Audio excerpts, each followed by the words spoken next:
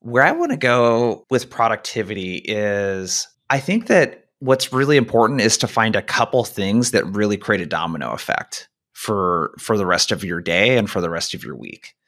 So a lot of what gets talked about is how to manage your time. And I think managing your energy is probably more important actually than managing your time. You mentioned this, like when you're in a flow state, you like to take advantage of that. And I think that sometimes we don't take advantage of the natural times throughout the day or throughout the week where we have more energy for types of stuff. So, for example, I'm going to have the most amount of mental clarity and energy first thing on Monday morning.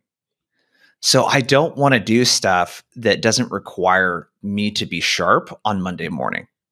So, what I spend my Mondays doing, that's where I'm planning for the week. I'm running through all the finances in the business, and I spend the first half of the day creating content. That's the biggest thing in the business that has the most scale. It's the biggest lever. The second one is our people. I literally, you see it on my calendar. I have a block just where I like prepare for our meeting. And I want to make sure, am I supporting Ethan in the way that he needs to be supported? Am I giving him everything he needs?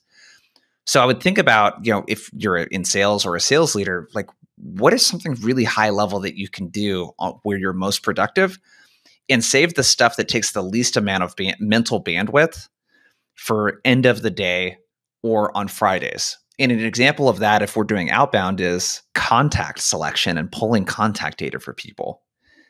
Like that is literally a task that someone in the Philippines can do for $6 an hour at a very high level. So why would you prioritize that task first thing in the morning on a Tuesday when your mental energy is highest? So I think like just being really conscious of where is there a lot of payoff if you have a lot of mental energy. To me, that's on a cold call because the pickup rate's 5% and I might have 2 conversations in an hour. So I better fucking nail both of those because I'm probably only going to get one.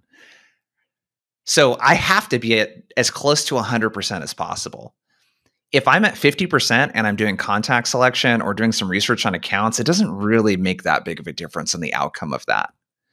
So I think like kind of cherry picking your energy and when it's highest and leveraging that for activities that there is an actual payoff if you do the work at a really high quality level versus stuff that kind of doesn't matter.